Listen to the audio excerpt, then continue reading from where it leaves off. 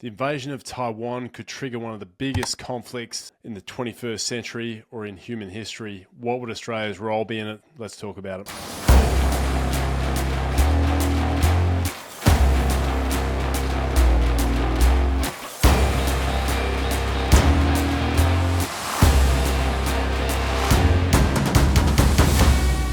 I just want to talk about three things. I'm going to talk about why Taiwan is so important between China and the US. I'm going to talk about how a war might actually unfold. There's a few scenarios I think could happen. And finally, I'll talk about Australia's role in this conflict and how we could expect this to unfold for us as a nation. So going to the first part, Taiwan has been a critical strategic outpost for a really long time. To give you an idea of the modern history of the place, it was taken over after the Civil War in 1949 by Chiang Kai-shek and his nationalist army. They were defeated by the communists in the Civil War that ended that year. They fled to Taiwan and occupied a government there. In the years since, they became a democratic nation that embraced capitalism. The world has operated on a one China policy. They don't recognize Taiwan as an independent country. They see it as being part of China, but in reality, it is a different country with a different ruling system, different set of values. The Chinese see Taiwan as their own. It's only about 180 kilometers off the coast of mainland China. It is strategically critical. It links a series of American bases that start up in Japan, on the south end of Japan, go through North Korea, link through Taiwan, and go all the way through to the Philippines. This is called the first island chain. Strategically important because it's the gateway of the Pacific Ocean. The Americans control this, and they have done so since World War II. They won the Second World War. They beat the Japanese in the Pacific to the victors, the spoils, and that's what they got. They got control over these island areas that enabled them to exert a huge amount of influence in the Pacific. This has underpinned America's prosperity for a really long time. China have never really been able to break out of it, but they're now in a position where they want to be viewed as a peer to America, and they don't feel they're getting that respect from the US at all. In fact, the US is trying to contain China within their waters. Australian vessels, we sometimes go into international waters in the South China Sea.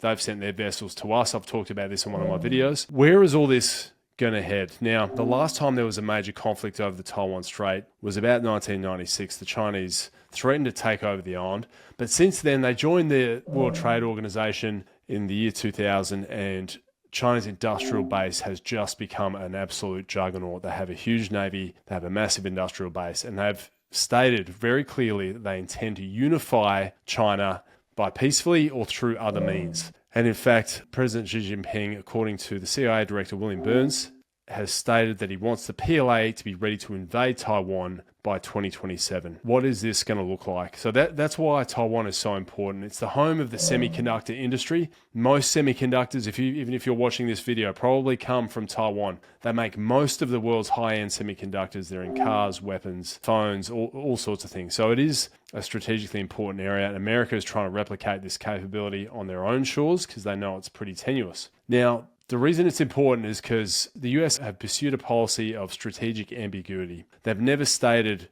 in the past whether they would actually support Taiwan in an armed conflict against China. They do supply weapons, and that was part of the One China agreement. They were able to arm their defense force, but they have pursued a policy of strategic ambiguity. However, the last US administration under President Biden on 4 separate occasions outlined that he would intervene militarily if the Chinese Communist Party attempted to seize Taiwan by force. It is a departure from their strategic ambiguity policy. Now, that's why this island is so important. China has stated they want to reunify with it. America wants it protected. It's a democratic country, protects the gateway to the Pacific. The Chinese want it back, and the US doesn't want to lose it. So this is going to be a really interesting one. This is going to unfold under Xi Jinping's rule over the next 5 to 10 years. He's 71 years old. He may be in a hurry to assert his legacy, and he may decide to try and reunify Taiwan. Second part of the video, how might a war over Taiwan unfold? For me, there's probably 3 different scenarios, just broadly. One is an internal kind of coup or an overthrow of the government there, so it's more of a political play. Another one is a blockade, and the third one is an all-out invasion. And I think they're actually in descending order of probability. I think an all-out invasion is unlikely. I think it's a distraction for what they're most likely to do. I don't think it's in the interests of China or the US to fight a major conflict over Taiwan. I know that the casualty rates and all the war games they run are substantial. The US lose hundreds and hundreds of aircraft. They lose aircraft carriers. A lot of their fleet's destroyed, and the Chinese also get decimated. It's to give you an idea of how difficult an amphibious invasion of Taiwan would be. The gap in the Normandy invasion in D-Day between the Dover Cliffs of England and the closest point of France is only, I think it's something like 25 kilometers. It's not a particularly long distance. This is 160 kilometers of open ocean. To get across there unmolested is going to be extremely difficult. There's other ways you can do it. You can do an airborne attack, but I just think this is a distraction for what's likely to happen. And to me, the idea of an internal coup or some type of overthrow of the government is what is likely to happen. So any major superpower has separatist elements in other countries. There might be some type of sleeper cell. They might be there for 20 years with specific orders to go and attack this bridge at this time if a war breaks out. This is classic behind the lines subterfuge stuff.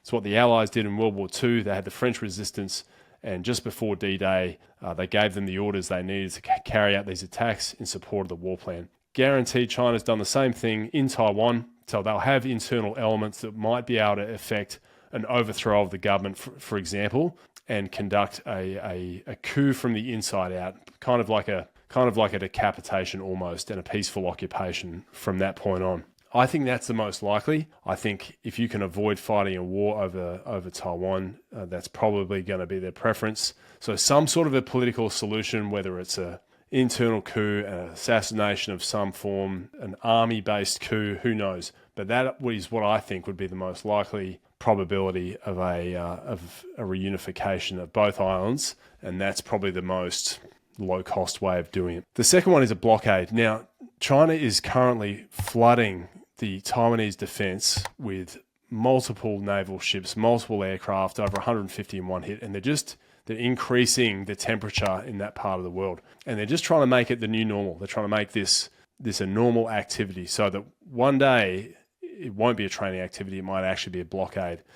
If a blockade goes in around Taiwan, the question here is what will the US forces do in response? Blockade is generally considered an act of war. The Americans did this in Cuba back during the Cuban Missile Crisis. They blockaded the island to prevent further Soviet ships from getting in there.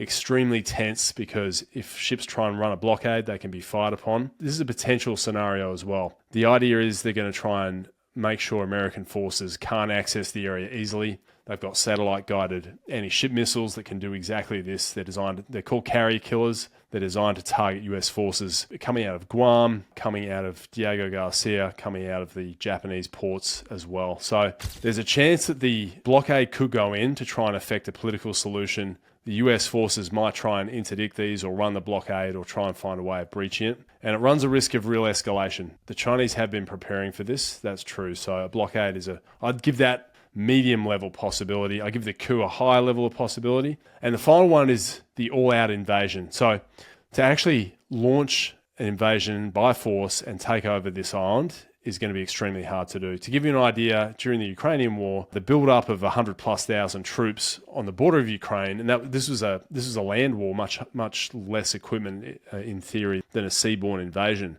The Americans still knew about this. They knew it was coming. They knew the composition of the force. The Russians had all these unusual elements in there that pointed to a real war. For example, blood banks, they had bakeries, they had crematoriums, things you don't normally deploy in an exercise. So the Americans knew this was likely to happen. They picked up the intelligence a couple of weeks in advance. They had such good intelligence. There's a cracker book called War by Bob Woodward, and he talks about there being a high-level human intelligence source in the Kremlin that actually saw the war plans that were only briefed to a handful of people. The Americans released that information, and it didn't stop Russia from invading, but it dramatically improved Ukraine's chance of not being overrun in that opening movement of the war. The US would do something similar if there was an all-out war. They've said they would turn that Taiwan Strait into a sea of hell, and I do believe them. In fact, I've spoken to one journalist that has extremely high-level access in the Pentagon and to Pentagon sources, and he's revealed that this is a rumor only and unverified, but the US have developed weapon systems, airborne weapon systems, potentially particle laser beams that can target aircraft and troops and ships and everything. So that could be a real headache for any invasion force. I just think this is a very unlikely scenario because I don't see it succeeding. even if in the opening stages the Americans aren't present. I think it won't win. So I give that a very low probability. Underpinning all this is the elephant in the room, and that is the chance of escalation and the use of tactical nuclear weapons to defend Taiwan. There's always that possibility. The idea of two nuclear armed forces going up against each other in an armed conflict or a limited armed conflict is extremely scary. The RAND institution, whenever they've run war games that involve the use of tactical nuclear weapons, every single time it escalates into all-out nuclear war. So that is something that all forces would be aware of. Russia, and this came from that book War, debated using tactical nuclear weapons because there were 30,000 Russian troops about to be cut off, I think in the Kursk, by Ukrainian forces. And Putin suggested that if he would not allow that to happen, and he would employ tactical nuclear weapons to make sure those troops did not get captured. So the calculus on all this stuff is razor thin. And the prospect for it to become a major war is very serious. And this brings me to the third part of the video, which is Australia's role in this conflict. What are we going to do? Well, the first thing we are going to be is we're going to be a staging point for the United States. They've already started to set up in advance Australia as a forward operating base that is within range of, you can basically force project out of here. We're about 3 times closer to China than the US is. And they've broken a country down into kind of 3 parts. So the top third of the country is the force projection part. And on the northwest of Australia, up near Exmouth, it's my home state, love it. Up near Exmouth, it's God's country, there is a ultra low frequency towers that have been there for a long time. These are radio communication towers that are designed to reach the boomer submarines, the American one leg of their nuclear triad, the underwater boomers, the Ohio class subs that sit there. And FYI, these carry a lot of nuclear weapons. Each one of these submarines is as powerful as the asteroid that killed the dinosaurs all those million years ago. They are extremely dangerous. And if you want to read a book about this, Annie Jacobson, Nuclear War, A Scenario, it is a pretty fascinating and pretty terrifying book. But she talks about this submarine fleet. They're called the Handmaidens of the Apocalypse. Is that not the coolest nickname you've ever heard? The ultra-low frequency towers that sit on the northwest of WA communicate with those submarines in the event of nuclear war. Those towers are a nuclear target, right? They will get hit in a nuclear conflict, guaranteed. We've also got Pine Gap in central Australia. That's a listening outpost, gathers a lot of intelligence. I'm sure it's got all sorts of sensitive stuff in there, but that's, again, a nuclear target. Up in Darwin, we've also got an expansion of the bases that are occurring there to the tune of, I think, $750 million. One of the major bases is being able to take 6 B-52 bombers. They'll have the fuel for the bombers. They'll be able to rearm them. They'll be able to run maintenance on the bombers. This allows US forces to project out of Australia into the Pacific Ocean and not be as exposed as some of the bases are out of Guam in Diego Garcia. It just points to America getting their options ready to penetrate further into the Pacific using Australia as a base. During World War II, there were up to 1 million US soldiers staged here during the conflict in the Pacific. And in the event of an outbreak of war with China, you would see several 100,000 American troops flooding our country immediately up on the north end. There's also a logistics support area, and RAF Amberley is part of that. So that's kind of the middle part of our country. In the bottom half of our country is the industrial production zone. This is where all the major ship manufacturing facilities are and all our major submarine ports. So HMAS Sterling on the west coast of Australia. Again, it's my hometown, God's country. Rockingham, Rock City, our Garden Island base, HMAS Sterling, and the US Virginia-class submarine is going to be based out of there. That's the AUKUS submarine. That's undergoing a huge expansion at the moment, so the US can run maintenance and some operations off the west coast of Australia. That's also going to be a target. Adelaide, there's a lot of our ship manufacturing and also the future AUKUS submarine. Apparently, some of that's going to be assembled in Adelaide. And then you've got Albury-Wodonga and Bandiana in Victoria. There's a lot of arms manufacturing, armoured vehicles, ammunition. All our defence industries are based in that part of Victoria, so that's a fair way south. So that's how our country is kind of set up for the conflict. But how are we actually going to be involved in this? So I'll talk about naval forces briefly. So you would see a deployment of our pretty compact Navy to the north in support of American operations, trying to protect trade routes. You'd have our submarines probably sent north. This is one of the reasons we're going for nuclear submarines. Australia's requirements when it comes to range are much greater in our part of the world. So I don't know how much we're going to be able to contribute in terms of naval forces. It's going to be pretty tight. We have some good amphibious ships. They could support any island takeovers. Where it gets interesting, I think, is how you would see some of our special forces involved in the war. We have a niche special ops capability. We're not big. Special ops command is only, a few thousand soldiers really. But they do provide the ability to run strategic level targeting missions. So you might see teams of special forces on US submarines being deployed into the region. That's where the Virginia class subs are super handy. You can actually put a fair bit of special forces capability in them. You can deliver them all the way up to enemy coastlines, totally undetected. You can get them on the ground. You can get them in coast watching positions. They can track fleets. They can hit targets in that area. They can direct aircraft. A really small force, but super handy for strategic level missions. And I think special forces would probably do something like targeting command and control nodes, targeting air defense nodes, and other high value targets, maybe submarine bases, things like that. Don't know exactly what they do, but if I was in charge of special ops, I'd probably be running something similar to that. And I think the US would be no different. Our ground forces, we have a pretty small army, but my grandfather was involved in the Battle of Morotai. We fought alongside an American brigade. Morotai is in Indonesia. He gave me a Japanese samurai sword he captured during that conflict. You might see our ground forces involved in missions to either support the American amphibious campaign if that happens. And then with our Air Force, we actually have a pretty decent air capability, being our F-35s. We don't have long-range bombers at this point. I think probably wouldn't be a bad thing to get, but we've got some pretty high-end fighters, which is great, and they can do all sorts of advanced roles, anti-ship, anti-air, anti-ground, all sorts of support to ground troops, intelligence collection. So we're still a tiny defence force, as I said, 57,000 strong, only fills half of the MCG, but you would see Australia most likely involved in some way in a conflict offshore in support of American forces.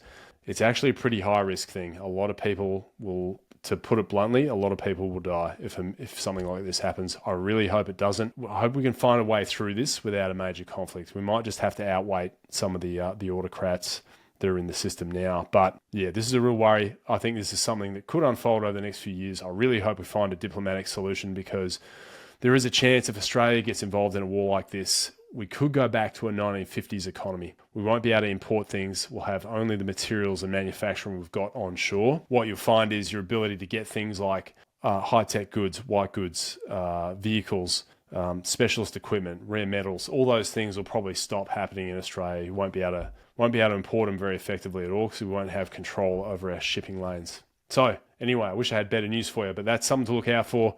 Potential conflict over Taiwan. It's a real strategic jewel in the Pacific. The Americans have it, they're aligned with it. The Chinese want it back, despite the fact they've never really ruled it. So we're going to see what happens with this. It's going to be an interesting one. Keep an eye on it. Hope you enjoyed the video. See you again soon.